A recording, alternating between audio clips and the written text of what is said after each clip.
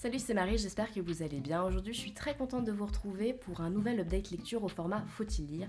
Je vais vous parler aujourd'hui des Trois Mousquetaires de Alexandre Dumas, père. Avant d'aller plus loin dans cette vidéo, n'hésitez pas à vous abonner, n'hésitez pas à liker et à mettre un commentaire si le contenu vous plaît et vous pouvez me suivre tout au long de la semaine sur mes autres réseaux sociaux. Donc c'est parti pour les Trois Mousquetaires d'Alexandre Dumas père. Je vais d'abord vous parler un petit peu de l'auteur. Alexandre Dumas père est né en 1802 dans l'Aisne et il est mort en 1870 en Seine-Maritime. On dit Alexandre Dumas père parce qu'en fait il a eu deux fils qui sont aussi écrivains et l'aîné s'appelle aussi Alexandre. Donc en gros il y a Papa et Junior. Et aujourd'hui je vais vous parler de Papa Dumas. Donc Papa Dumas, il était écrivain français, il était connu et reconnu et c'est encore le cas. Vous l'avez peut-être étudié en classe.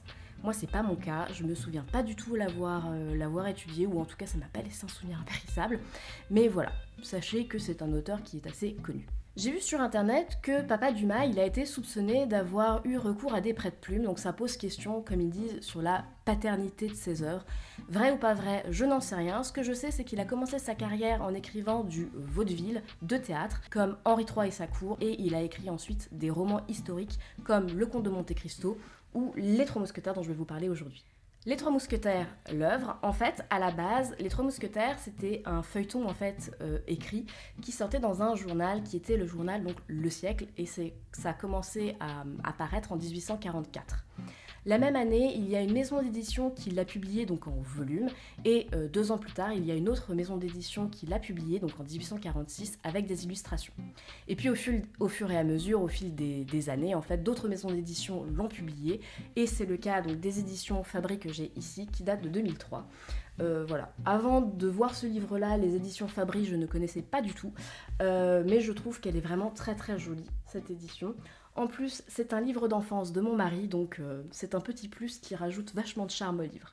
Les Trois Mousquetaires, le résumé. Donc on suit 4 personnages principaux, on va dire, donc les Trois Mousquetaires, Porthos, Athos et Aramis, et D'Artagnan qui est un jeune gascon. Les Trois Mousquetaires donc sont au service du roi et de la reine et ils ont pour habitude de combattre les gardes du cardinal Richelieu. D'Artagnan, lui, est un jeune gascon qui monte sur Paris pour faire fortune et suivre un petit peu le même chemin que Monsieur de Tréville, qui est le responsable des Trois Mousquetaires. Monsieur de Tréville, en plus, était une connaissance du père de D'Artagnan, donc il espère vraiment pouvoir suivre son chemin et aller sur Paris et faire comme lui, en fait.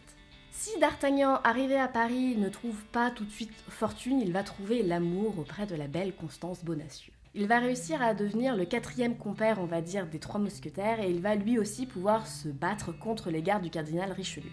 Il va aussi devoir déjouer les stratagèmes de ce cardinal qui sont principalement en fait contre la reine. Est-ce qu'ils vont réussir à déjouer les stratagèmes de cet horrible cardinal contre la reine? Est-ce qu'ils vont sauver l'honneur de la reine? Est-ce qu'ils vont réussir à déjouer tous les plans démoniaques, on va dire, de ce cardinal? C'est la réponse qu'on va avoir dans ce livre. Mon avis pour ce livre. Alors, j'étais vraiment très très très emballée par cette lecture parce que voilà, c'est un classique.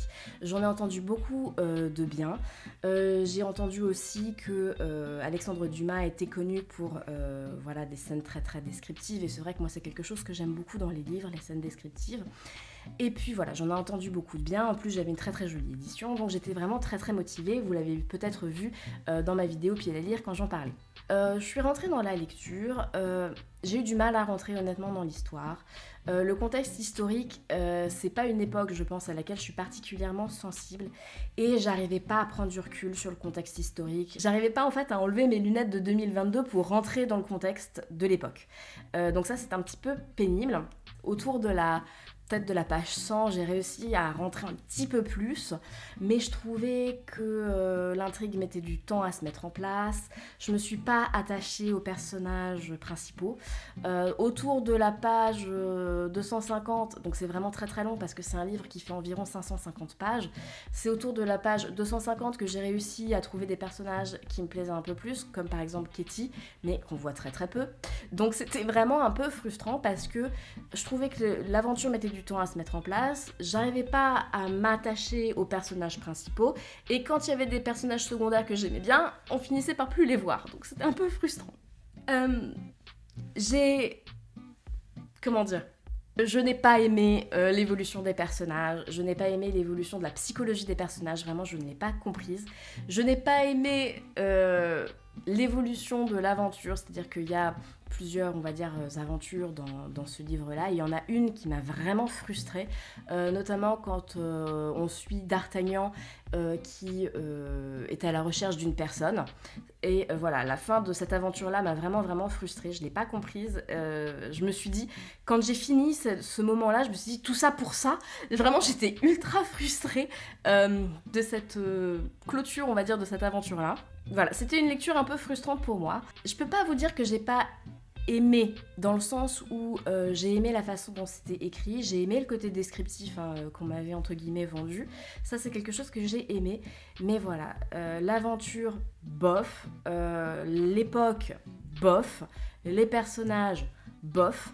Du coup, c'était une lecture qui était frustrante parce que j'en attendais beaucoup et au final, j'ai pas été ultra emballée et j'ai même été un peu déçue voilà, de l'évolution des personnages et de la fin de l'aventure.